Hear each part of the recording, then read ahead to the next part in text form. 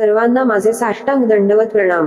आजची लीळा आहे आदिवासी लोकांना आवडलेले सर्वज्ञ। एक दिवस महादाईसा भिक्षा मागण्यासाठी गेल्या, व तिथे भूतानंदाची नाती ललिताईसा व भोवत आली काही मुले असे मिळून चिंचकरटा म्हणजे चिंचोक्यापासून तयार केलेले भांडे, त्यामध्ये भात करताना पाहिला व तो चटपटा कढई म्हणजे चिंचोक्याच्या भांड्यात तो भात उकळत होतो व खाली बुडाला जाळ लावलेला होता। हे पाहून महादाईसाला आश्चर्य वाटले, म्हणून भिक्षेवरून आल्यानंतर त्या स्वामींना सांगू लागल्या की मी भिक्षेला गेल्यावर लेकुरवे चिंचकरटा भातू रांधते होती, तरी ते काही जी यावर स्वामींनी ही लीळा सांगितली। स्वामी म्हणतात, आम्ही पूर्वी विंध्य पर्वताच्या बाजूला नागपूर प्रदेशात गोंडवाडा म्हणजे आदिवासींमधील गोंड जातीच्या लोकांची वस्ती होती, त्या प्रदेशात राहत असताना त्या गोंड लोकांना स्वामींची खूप आवडी संचली। ते पण स्वामींना अशाच पद्धतीने भात करायचे। बांबूची लांब काठी आणून त्याला विंदती म्हणजे छिद्र पाडायचे व मध्ये तांदूळ भरायचे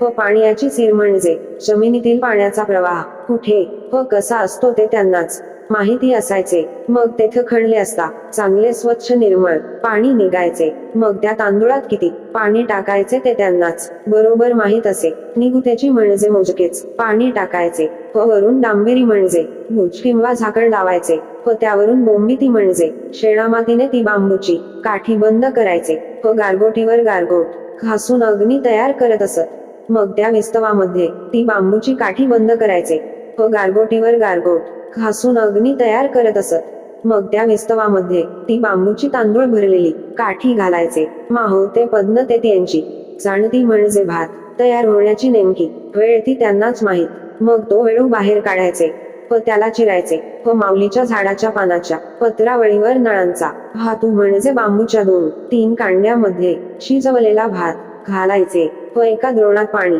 आणि एका द्रोणात आधाचा मधू म्हणजे वाटलीमध्ये ठेवलेला मध ठेवायचे व त्यावर दुसरी पत्रावळी झाकून मग स्वामींची वाट बघायचे। स्वामी लवकर आले नाही तर स्वामींना शोधण्यासाठी निघत असत व कुवारी ती म्हणजे मोठमोठ्याने देवने, देवने म्हणजे देव हो देव हो, किलू किलू म्हणजे तुम्ही कोठं आहात म्हणून झाडाझुडुपात शोधायचे। मग स्वामी आल्यानंतर त्यांना खूप आनंद होत असे। मग स्वामींच्या श्रीचरणावर माथा ठेवून लोळण घालून मोमे देती म्हणजे श्रीचरणाचे चुंबन घेत असत, पप्पी घेत असत व आनंदाने गात असत, नाचत असत, टाळ्या वाजवत असत। मग फुले आणून स्वामींची पूजा करून मग त्या भाताची आरोगणा देत असत। असे ते गोंडलोक दररोज आवडीने स्वामींना आरोगणा देत असत। दंडवत प्रणाम। व्हिडिओ लाईक करायला विसरू नका।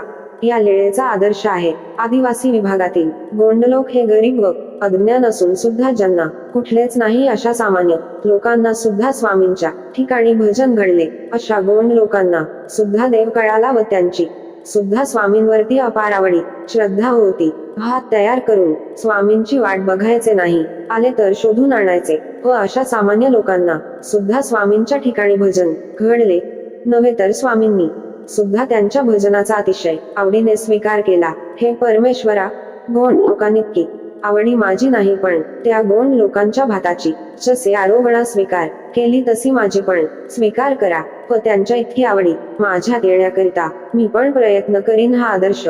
दंडवत प्रणाम। व्हिडिओ आवडल्यास लाईक करायला विसरू नका।